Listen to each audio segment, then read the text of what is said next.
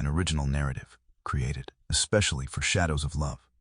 The manila envelope trembled in Clara's hands as she stood before the imposing iron gates of the Moretti estate, raindrops sliding down her face like tears she refused to shed. Inside that envelope lay her father's life, measured in dollars and cents, debts that had accumulated during his cancer treatments. The security guard's eyes narrowed as he examined her hospital ID, his hand resting casually on his concealed weapon. Through the rain-streaked windows of the mansion, she caught a glimpse of him. Adrian Moretti, the man whose name was whispered with fear in the city's darkest corners. His silhouette cut a sharp line against the warm light behind him, powerful and dangerous. Clara swallowed hard, feeling the weight of desperation in her chest as the gates slowly opened. She was about to make a deal with the devil to save her father, never imagining that in this cold mansion of secrets and power, she would find something she never thought possible. A love that would burn everything in its path. Clara Torres stared at the final notice in her hands. The red foreclosure stamp, bleeding through the thin paper like an open wound. Her father's medical bills had piled up to a mountain she could never climb on a nurse's salary, no matter how many double shifts she worked. "Dad, have you taken your medication?" Clara called out, tucking the notice into her pocket before entering his bedroom. Robert Torres, once robust and full of life, now lay frail against his pillows. "I did, sweetheart. Don't worry so much." But worry was all Clara could do.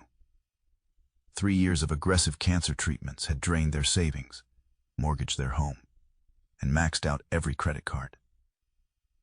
The experimental treatment that was his last hope would cost another $200,000 they didn't have. The doorbell rang, interrupting her thoughts. Outside stood a man in an expensive suit, his face expressionless. "Miss Torres." He extended a cream-colored envelope bearing a wax seal with an ornate Mr. Moretti requests your presence tomorrow at noon. "Mr. Moretti?" Clara frowned. "I don't know any Adrian Moretti." The man's tone suggested she should recognize the name. "He has a proposition regarding your father's situation." After the man left, Clara's fingers trembled as she opened the envelope. Inside was an invitation and a note. "I can solve your problems. Come alone." Clara knew the Moretti name. Everyone in the city did. Officially, Adrian Moretti ran legitimate businesses: real estate, shipping, high-end restaurants. Unofficially, whispers spoke of darker enterprises, of rivals who disappeared, of authorities who looked the other way. The Moretti family had ruled the city's underworld for generations. She shouldn't go. She knew that. But when she looked at her father sleeping fitfully, his medicine bottles lined up on the nightstand, Clara realized she had no choice. The Moretti mansion stood isolated on a cliff overlooking the ocean, a modern fortress of glass and stone. Clara was escorted through marble hallways by a silent security guard until they reached a study lined with books. Adrian Moretti stood with his back to her, looking out over the ocean. He turned slowly, and Clara's breath caught. She had expected someone older, rougher. Instead, Adrian appeared to be in his mid-30s, impeccably dressed in a tailored suit that accentuated his broad shoulders. His face was all sharp angles, with penetrating dark eyes that missed nothing. "Miss Torres," he said, his voice deep and smooth, "thank you for coming." "Your invitation didn't leave much room for refusal," Clara replied, struggling to keep her voice steady. A slight smile curved his lips. "Direct. I appreciate that." He gestured to a chair. "Please sit." Clara remained standing. "Why am I here, Mr. Moretti?" "Your father needs the Cartwright treatment protocol. Experimental. Expensive. Not covered by insurance." He stated these facts casually, as if discussing the weather. "You're drowning in medical debt. Your house is being foreclosed. And you've exhausted all conventional options." Clara felt exposed, vulnerable. "How do you know all this?" "Information is currency in my world." Adrian walked to his desk and opened a folder. Robert Torres, 62 years old. Former high school science teacher. Diagnosed with stage 4 pancreatic cancer 3 years ago. Responded unusually well to initial treatments, but now requires more aggressive intervention. "What do you want from me?" Clara asked, her heart pounding. Adrian closed the folder and looked directly at her. "I need a wife." Clara blinked, certain she'd misheard. "Excuse me." A wife for appearances, for exactly 2 years. His expression remained impassive. In return, I'll pay for your father's treatment. All of it, plus your debts, your mortgage, everything. Clara's mind raced. Why would someone like you need a fake wife? My reasons are my own, Adrian replied coldly. All you need to know is that this arrangement would benefit us both. You get financial security. And the best medical care for your father. I get what I need. And what exactly would this arrangement entail? Clara asked, her nurse's instinct to assess situations kicking in. We would live together at my estate, attend functions together, present ourselves as a happily married couple. Nothing more. His eyes narrowed slightly. Unless you want more. Clara flushed with anger. I'm not a prostitute, Mr. Moretti. I never suggested you were. His tone remained even. This is a business arrangement, Miss Torres. Clinical, professional. And if I refuse, Adrian shrugged, then you leave. Find another way to save your father. He let the words hang in the air, both knowing there was no other way. Clara thought of her father's sunken cheeks, his labored breathing, the way he tried to hide his pain from her. How do I know you'll keep your word? Adrian walked to a side table and poured 2 glasses of water, because contrary to what you may have heard, I honor my contracts. He handed her a glass. Always. Clara didn't drink. People say you're family, that you. She couldn't finish the sentence. That I'm dangerous. Adrian's smile didn't reach his eyes. I am. But not to those under my protection. The implication was clear. Accept, and she'd have protection. Refuse, and she'd have nothing. I need time to think, Clara said. Your father doesn't have time, Adrian countered. The treatment needs to begin within 2 weeks for optimal results. Clara closed her eyes briefly. If I agree, my father gets the treatment immediately. Today. I've already arranged it. Before I even agreed. Clara asked incredulously. I'm a good judge of desperation, Miss Torres. Adrian's gaze was unflinching. And you are very desperate. 3 days later, Clara sat in the same study, a contract before her. Her father had already been transferred to the country's top oncology center. The experimental treatment underway. The doctors were cautiously optimistic. Adrian's lawyer, a severe woman named Ms. Chen, pointed to the signature line. Once signed, the agreement is binding for exactly 2 years. Clara scanned the document again. The terms were clear. 1. Clara would live in Adrian's home and present herself as his wife. 2. She would attend all required social functions. 3. She would not discuss the true nature of their arrangement with anyone. 4. She would have no romantic relationships during this period. 5. After 2 years, they would divorce quietly, and Clara would receive a generous settlement. Nothing in the contract mentioned physical intimacy, which both relieved and unsettled her. Sign it, Adrian said quietly. Clara looked up at him, trying to read his expression. Why me? You could have chosen anyone. For the first time, something genuine flickered across Adrian's face. You have no connections to my world. You're educated, presentable, and you have a compelling reason to keep our arrangement private. He paused.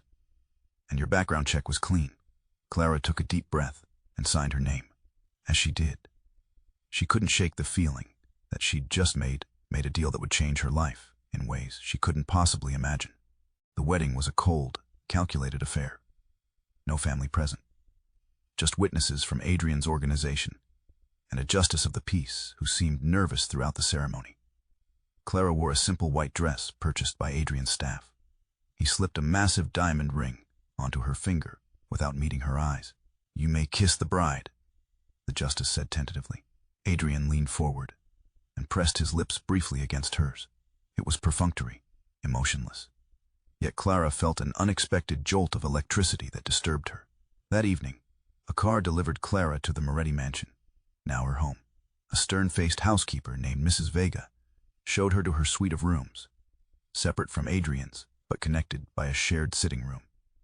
Mr. Moretti has arranged your wardrobe, Mrs. Vega said, opening double doors to reveal a walk-in closet filled with designer clothes, all in Clara's size. He expects you to dress appropriately for your position. My position is what? A prisoner in a gilded cage. Clara muttered after Mrs. Vega left. She spent that first night exploring her new quarters, which were larger than her entire childhood home. bathroom featured a marble tub that could fit 3 people. The bed was draped in silks and fine linens. Everything spoke of wealth and taste, yet felt impersonal, like a luxury hotel room. Clara didn't see Adrian for 3 days after the wedding. She ate meals alone, wandered the grounds under the watchful eyes of security personnel, and called her father daily at the treatment center. "You sound different, sweetheart," her father said during one call. "Is everything all right with your new job opportunity?" Clara had told him she'd taken a live-in position as a private nurse for a wealthy family. Explaining her sudden financial turnaround and absence. "Everything's fine, Dad. How are you feeling?" "Better than I have in months," he admitted. "These doctors are miracle workers." On the 4th night, Clara was reading in her room when a knock came at her door. Adrian stood there, his customary suit replaced by casual black pants and a gray cashmere sweater that softened his appearance. "I apologize for my absence," he said formally. "Business required my attention." Clara nodded, unsure how to respond to this man who was legally her husband, but essentially a stranger. "I thought perhaps we should dine together," Adrian continued, "to discuss expectations." Dinner was served on the terrace overlooking the ocean.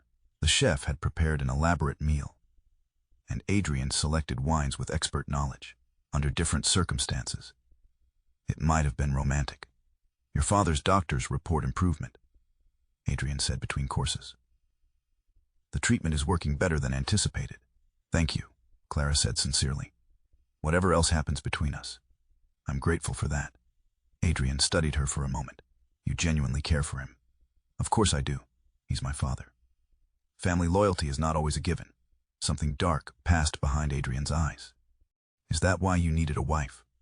Clara asked carefully. "Something to do with family?" Adrian's expression closed off immediately. "We have a charity gala to attend tomorrow evening. My first public appearance with my new bride."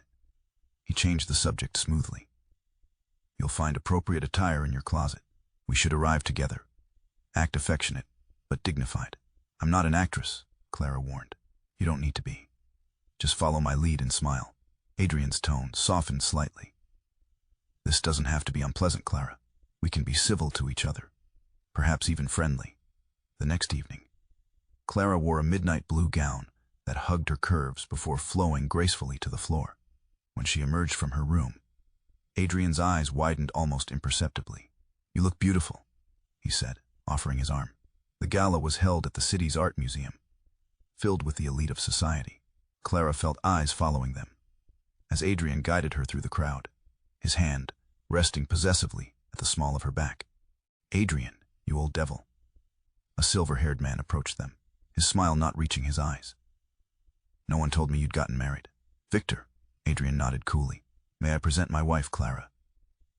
Victor Castellano took Clara's hand, holding it a moment too long, enchanting. "You must tell me how you managed to capture our elusive bachelor." "Some things are meant to remain mysterious," Clara replied, sensing tension between the men. Victor laughed. "Charming and discreet. You've chosen well, Adrian." He lowered his voice. "Though I wonder if she knows what she's married into." Adrian's hand tightened at Clara's waist. "My wife knows everything she needs to know." After Victor walked away, Clara whispered, "Who was that?" "A business competitor," Adrian replied tersely. "Stay away from him."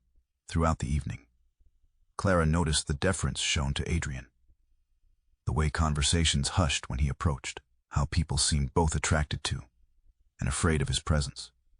She also noticed the calculating looks directed at her, the whispered speculations. Later, at the bar, Clara overheard 2 women talking. "She must not know about Sophia," one whispered. "Poor thing has no idea what happened to his last wife." Clara felt a chill. On the drive home, she gathered her courage. "Who is Sophia?" Adrian's jaw tightened. "Who mentioned that name to you?" "No one directly. I overheard something." Adrian stared straight ahead. "My former wife. She died 2 years ago." "I'm sorry," Clara said automatically. "What happened?" "Car accident." His knuckles whitened on the steering wheel. That night, unable to sleep, Clara searched online for information about Sophia Moretti. She found society page photos of a stunning woman with Adrian at various events, looking polished and perfect together. Then news articles about her death. A car crash on a rainy night. Her vehicle plunging off a coastal road not far from the Moretti estate. The next morning, Clara was in the library when Adrian found her. "Did you find what you were looking for?" Making her jump. "What do you mean?" "About Sophia." His face was unreadable. "I know you were searching last night. My security team monitors all network activity." Clara felt exposed. "I was curious." Adrian crossed to a cabinet and poured himself a drink. "Despite the early hour, curiosity can be dangerous in my world, Clara." "Was it really an accident?" Clara asked quietly. Adrian turned to her. Something haunted in his eyes. "No." The admission hung in the air between them. "My enemies wanted to hurt me through her," he continued, his voice low. "My last wife died because of who I am, because of what I do." He set down his glass. "Remember that before you get too comfortable in this life." Days turned into weeks, and Clara developed a routine in her strange new life. Mornings were spent swimming in the indoor pool or walking the cliffside gardens. Afternoons, she volunteered at a children's hospital, an activity Adrian had surprisingly encouraged. Evenings were often spent with Adrian, dining together and learning to navigate their unusual relationship. Despite her initial fear, Clara found herself drawn to the complexity of the man she had married. Behind his cold exterior, Adrian showed glimpses of something else: intelligence, dry humor, and occasional moments of unexpected gentleness. One evening, she found him in the library, examining architectural plans. "What are these?" Clara asked, looking over his shoulder. "A children's cancer treatment center," Adrian replied without looking up. "I'm funding its construction." Clara studied him with surprise. "Why?" Adrian finally met her eyes. "Does there need to be a reason for doing something worthwhile?" "For most people, no. For you." Clara hesitated. "You don't seem the philanthropic type." A ghost of a smile touched his lips. "Perhaps you don't know me as well as you think." That night, Clara lay awake contemplating the contradiction that was Adrian Moretti, a man feared throughout the city, rumored to have ordered deaths without remorse, yet who was building a children's hospital and ensured her father received the best care possible. Her thoughts were interrupted by shouting. Clara pulled on a robe and hurried toward the commotion. In the main hall, Adrian stood surrounded by security, his expression thunderous. "Get everyone on alert," he was ordering. "Double the patrols. No one enters or leaves without my direct authorization." "What's happening?" Clara asked. Adrian turned, his face softening slightly when he saw her. "Nothing for you to worry about. Go back to bed." "Don't treat me like a child," Clara said firmly. "If there's danger, I should know." Adrian dismissed his security team with a nod before approaching her. "There was an incident at one of my businesses downtown. A warning." "From whom?" "The Castellano family. Victor's making moves against me." Adrian ran a hand through his hair, a rare sign of agitation. "It's being handled." "Handled how?" Clara pressed. Adrian's eyes hardened. "You don't want those details, Clara." "Maybe I do," she challenged.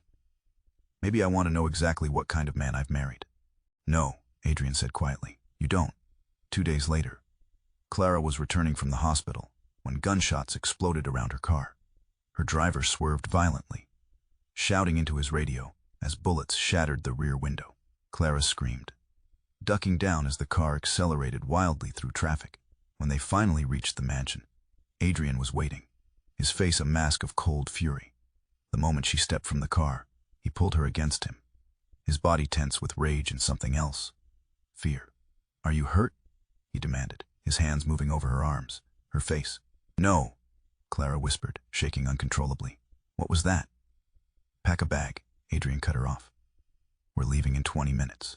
They departed by helicopter, landing hours later on a private island off the coast. A modern villa nestled among tropical foliage awaited them, staffed with security personnel who kept a discreet distance. "We'll be safe here," Adrian told her as they entered the main house. "No one knows about this place except my most trusted people." That night, Clara woke screaming from a nightmare of shattering glass and gunfire. Adrian appeared in her doorway instantly, weapon in hand, scanning for threats before his eyes settled on her trembling form. "Just a dream," Clara gasped, embarrassed by her reaction. Adrian hesitated, then surprised her by sitting on the edge of her bed. "It's It's the adrenaline. The fear needs somewhere to go. Clara nodded, wiping tears from her cheeks. Is this what your life is always like? People trying to kill you? Not always, Adrian said softly, but often enough. He reached out hesitantly and brushed a strand of hair from her face.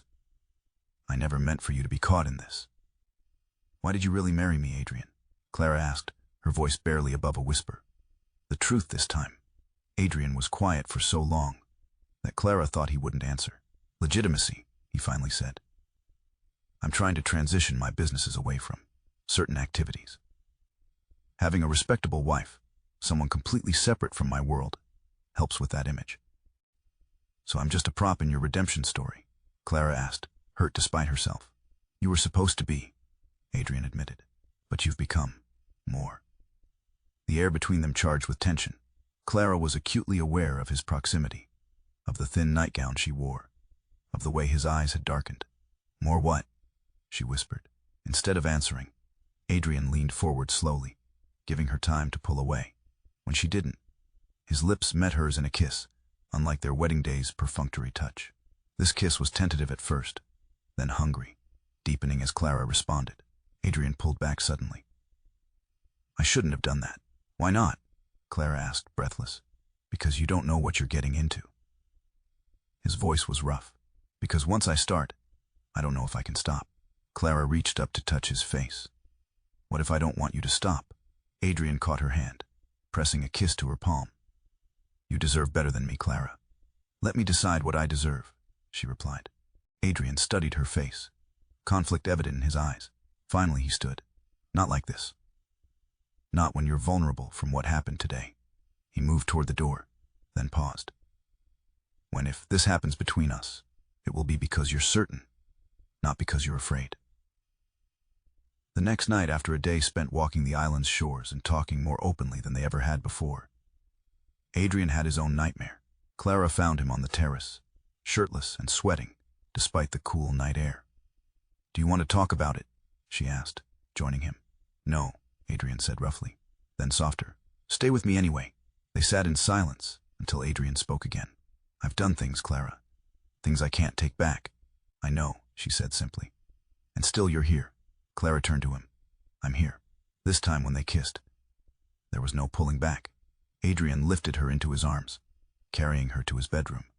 As he laid her on his bed, he whispered against her skin. I'll teach you slowly.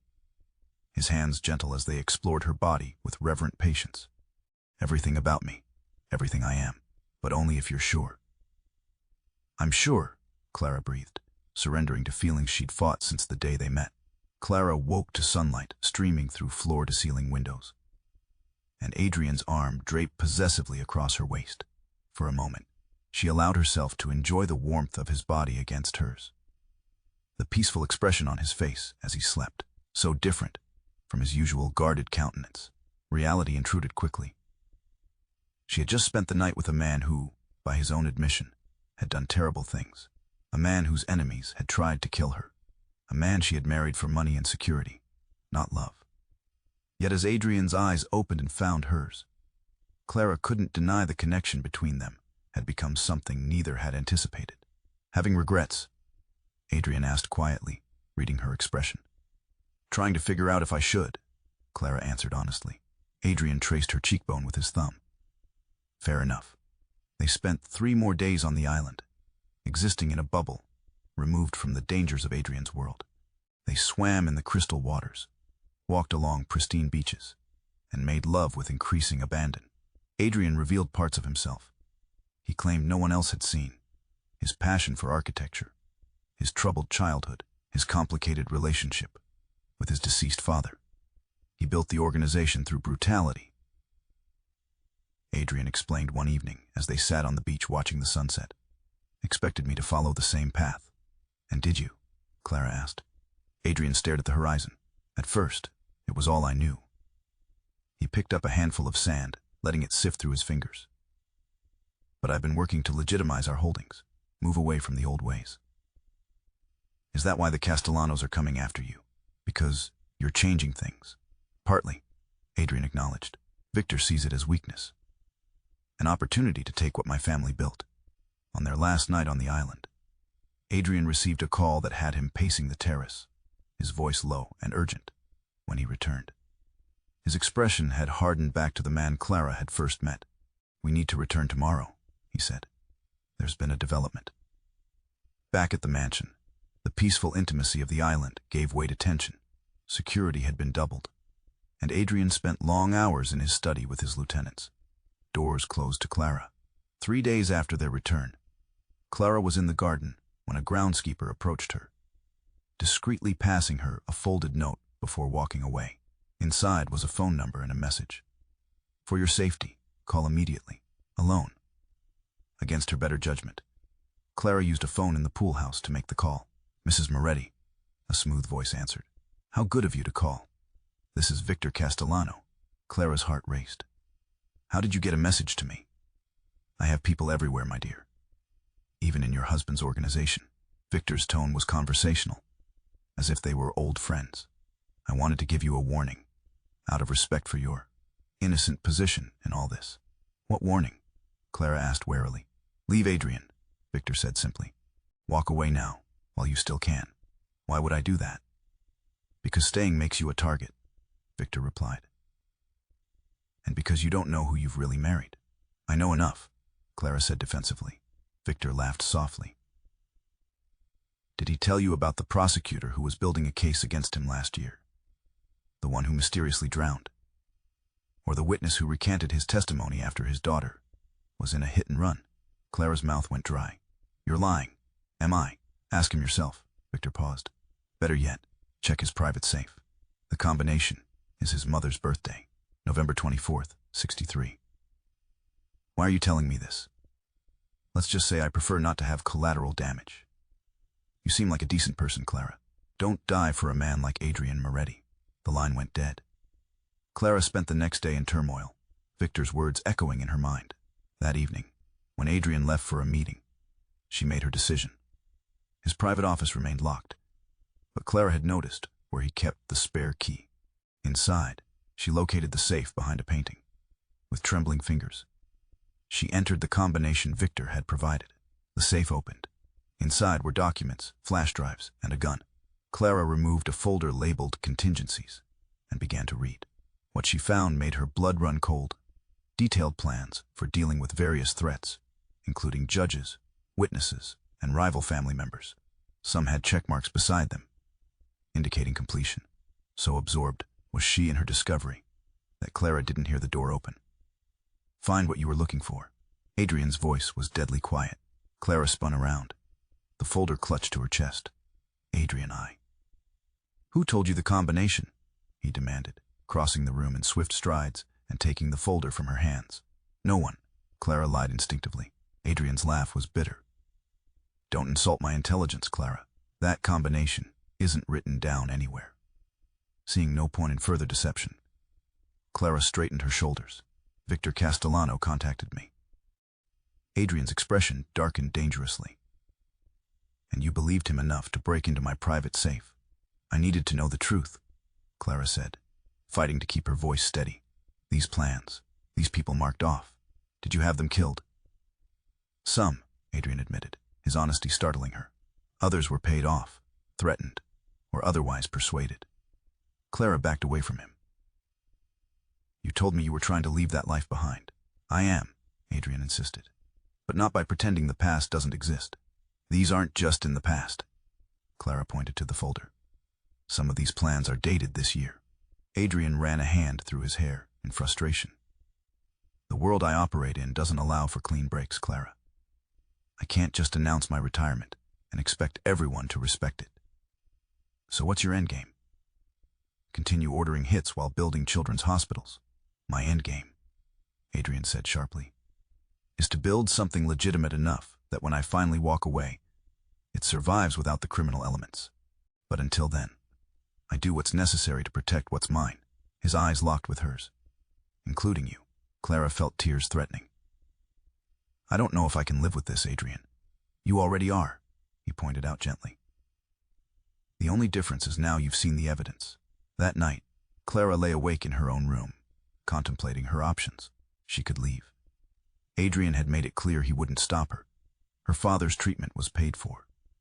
and she had access to enough money to start over somewhere new.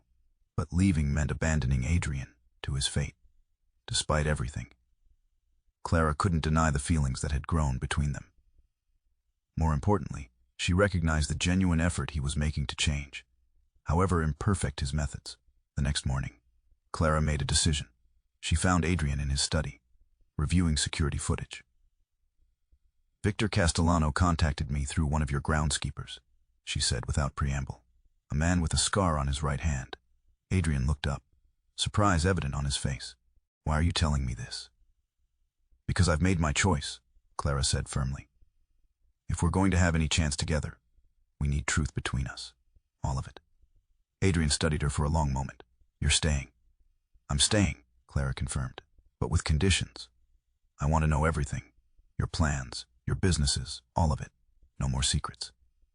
"That knowledge puts you at risk," Adrian warned. "I'm already at risk," Clara countered. "At least this way I can help." Over the following weeks, Adrian integrated Clara into his world more fully. She learned about his legitimate businesses, the real estate holdings, shipping companies, and technology investments. She also learned about the less legitimate ones, gambling operations, protection rackets, and smuggling routes. More importantly, she saw Adrian's comprehensive exit strategy. He had been systematically transferring power to trusted lieutenants, converting illegal operations to legal ones, and creating a corporate structure that could function without criminal activity. "It will take another year, maybe 2, Adrian explained as they reviewed his plans one evening. "But when it's done, we can walk away completely." "And the Castellanos?" Clara asked. "A complication," Adrian admitted. "Victor won't stop coming after what he thinks should be his." Using her background in research and analytics from nursing school, Clara began helping Adrian identify vulnerabilities in his organization, places where Victor could strike, or where information might be leaking. One night, reviewing employee files, Clara noticed a pattern. "These 3 people all started working for you within months of each other, all with recommendations from the same source." Adrian examined the files. "James Renner, one of my father's old captains. And all 3 have access to different parts of your security protocols," Clara pointed out. Adrian's expression darkened. "Renner always resented my leadership, said I was too soft to run the family business. They set a trap, feeding false information to the suspected moles. Within days, Victor Castellano's men attempted to breach a warehouse that was supposedly holding valuable merchandise, but was actually empty and surrounded by Adrian's security team. The confrontation that followed resulted in the capture of several Castellano soldiers and confirmation of Renner's betrayal. Later that night, as they lay in bed together, Adrian traced patterns on Clara's bare shoulder. "You've become more valuable to me than I ever anticipated." "As a strategic asset," Clara teased. "As everything," Adrian said seriously. "What started as convenience became my salvation, Clara. You make me want to be better than I am." Clara turned to face him. "Then let's finish this. Let's find a way to end the conflict with the Castellanos and complete your transition. I want a real life with you, Adrian.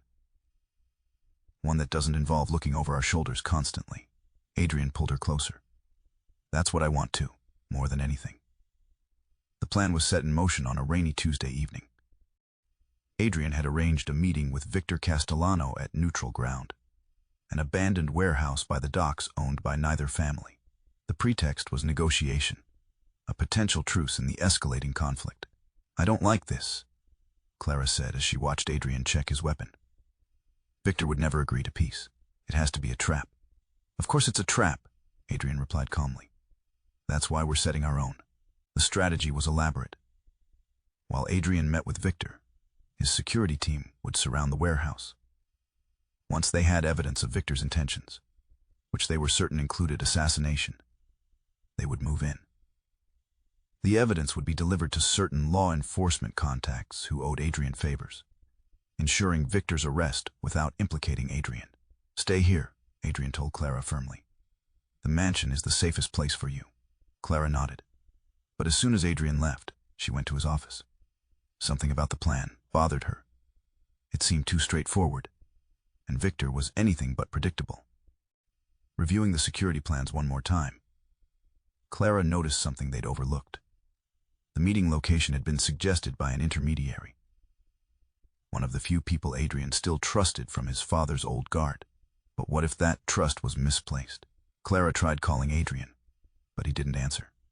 Increasingly anxious, she pulled up the tracking app Adrian had installed on both their phones for emergencies. His signal showed him moving toward the docks, but not to the warehouse they'd discussed. He was heading somewhere else. Without hesitation, Clara grabbed her coat and the small handgun Adrian had insisted she learn to use. She left a message for Adrian's security team about her suspicions and her destination, then took one of the less conspicuous cars from the garage. The docks were deserted when Clara arrived, rain pounding against the windshield as she parked a safe distance away. Using the tracking app, she located Adrian's phone signal coming from a different warehouse than planned, one further isolated at the end of a long pier. Clara approached cautiously, staying in the shadows. Through a grimy window, she could make out Adrian seated in a chair, surrounded by Castellano's men. Victor paced in front of him, gesturing animatedly. Adrian's face was bloody, but his expression remained defiant. Clara's heart raced as she assessed the situation. 4 armed men plus Victor. Adrian bound to a chair. No sign of Adrian's security team, who must have gone to the wrong location. She was about to call for backup when she heard Victor's voice carry through a broken window. "Your wife was quite helpful in arranging this meeting," Victor said smugly. "Though she doesn't know it, of course." Adrian's expression didn't change. "Clara would never betray me." "Not intentionally," Victor agreed. "But people are so careless with their phones these days. It was simple enough to clone hers when she visited that children's hospital. We've been monitoring her calls, her messages, including the ones with your security chief about tonight's meeting." Clara felt sick. This was her fault. Her phone had been the leak. "Now," Victor continued, "I'm going to give you a choice, Moretti. Sign over your territories to me, or I'll send my men to collect your lovely wife and bring her here to join our discussion." Adrian's response was immediate and profane, promising retribution if Victor so much as touched Clara. Clara knew she had minutes at most before Victor's men left for the mansion. She needed to act. Drawing the gun, she circled to the back entrance, finding it guarded by a single man smoking a cigarette. Taking a deep breath, Clara approached him openly. "Excuse me," she called. "I think I'm lost." The guard turned, surprised, reaching for his weapon. Clara fired first, the shot going wide, but startling him enough that he slipped on the wet pavement. Before he could recover, Clara swung her purse with all her strength, catching him in the temple and knocking him unconscious. Heart pounding, she took his gun and security card, using it to access the rear entrance. Inside, she could hear Victor still talking, his voice echoing in the cavernous space. "Your father would be so disappointed, Adrian. Trying to go legitimate, marrying a nobody nurse. Where's the ambition? The vision?" "My father was a short-sighted thug," Adrian replied evenly. "Just like you." Clara crept closer, staying behind shipping containers. She needed a distraction to even the odds. Spotting a cluster of electrical panels, she remembered her father teaching her about circuit breakers years ago. Taking aim, she fired twice. The warehouse plunged into darkness, emergency lights casting weak red glows. Shouts of confusion erupted as Clara darted forward, staying low. "Find out what happened," Victor shouted. And someone checked the perimeter. In the chaos, Clara reached Adrian. "It's me," she whispered, cutting his bonds with a pocket knife. "Clara." Adrian's voice was incredulous. "What the hell are you doing here?" "Saving you," she replied, pressing the guard's gun into his hands. "Your team went to the wrong location. It was a setup." A flashlight beam swept near them, and they ducked behind a crate. "We need to move," Adrian whispered. "Stay behind me." What followed was a desperate game of cat and mouse through the darkened warehouse. Adrian moved with practiced efficiency, disabling one guard silently before engaging another in a brief, violent struggle that ended with a man unconscious. They were almost to an exit when lights suddenly flooded the warehouse. Victor stood by the main breaker, a gun pointed directly at them. "How touching," he sneered. "The devoted wife comes to the rescue." Adrian pushed Clara behind him, his body shielding hers. "This ends now, Victor." "I agree," Victor replied, taking aim. 3 shots rang out in rapid succession. Victor's expression registered surprise as he looked down at the spreading red stain on his chest. Behind him stood James Renner, Adrian's father's old captain, his gun still raised. "Renner." Adrian's voice held disbelief. "I thought you were working with Castellano." "I let you think that," Renner said gruffly. "Needed to get close enough to Victor to end this properly." He lowered his weapon.